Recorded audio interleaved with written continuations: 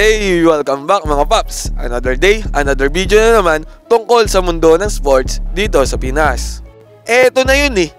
Eto na nga ba ang pagbabalik ng ating pamansang kamao, Manny Pacquiao, sa loob ng boxing ring?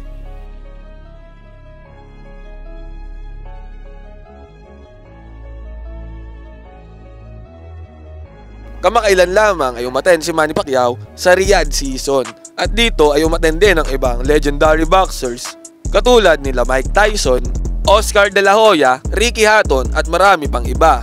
Pati si Israel Adesanya ng UFC ay nakasama ni Pacman sa event na ito. Wala niya mong laki nitong Adesanya no no? Antangkad! At dito nga rin sa event na to mga paps ay na-interview itong si Pacman tungkol sa status ng kanyang boxing career. Matatanda ang huling lumaban si Pacquiao noong 2021 at natalo siya sa kamay ni Ugas via decision. Nang matanong nga si Pacman kung ano nga ba ang status ng kanyang boxing career ay ito ang kanyang nasagot. You retire? You're not retired? What's going on? Oh, I'm still active. I'm active, yeah, training. I do training. Like to have another pro fight? Akala ko baga mga paps, retired na tong si Pacman. Hindi pala, active pa pala ang kanyang boxing status. O teka. Yung pampa good vibes natin, baka makalimutan.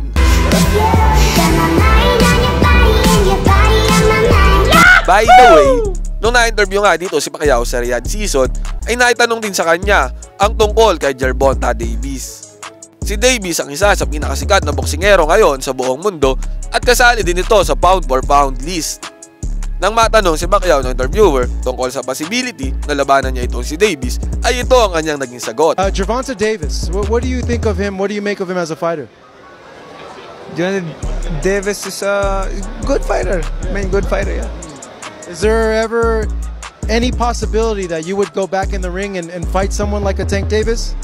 If he want, and if he come up to 147, then we can fight. He can't meet you at 140? 145 maybe. Mabangis talaga tong pambansang kamao natin no? Wala talagang takot, ito talagang tinatawag na warrior. Kaso, dapat i-consider na ni Idol ang kanyang edad. 44 na si Idol Manny Pacquiao at si Davis naman ay peak na peak ng kanyang karir. Pero tulad nga na sabi niya, yun daw ang gusto niyang kalaban, yung malalakas at magagaling na boksingero. At sabi naman niya, experience naman daw ay meron siya. Pero ewan pa din mga paps, kung talagang matuloy ang laban na to ewan ko na kung anong kalalabasan ng laban na to dahil si Davis ay hindi birong boxer. Sakali lang matuloy hindi ko sinasabing matutuloy talaga to dahil malabo naman talaga matuloy ang laban na to. Dahil pinapakat niya nga si Davis ng 145 kung saan ang natural weight ni Davis ay lightweight. Pero malay naman natin, di ba? Sino ba namang di gusto lumaban sa isang legend? Malay naman natin, matuloy nga, di ba? E di kaabang-abang yun, Gervonta Davis versus Manny Pacquiao. Yun nga lang ay dapat mag-ingat na talaga tong si Idol dito dahil delikado na matandaan na siya So kayo mga paps, ano sa tingin nyo? What if lang naman kung maglaban si Manny Pacquiao at si Gervonta Davis? Sino ang mananalo?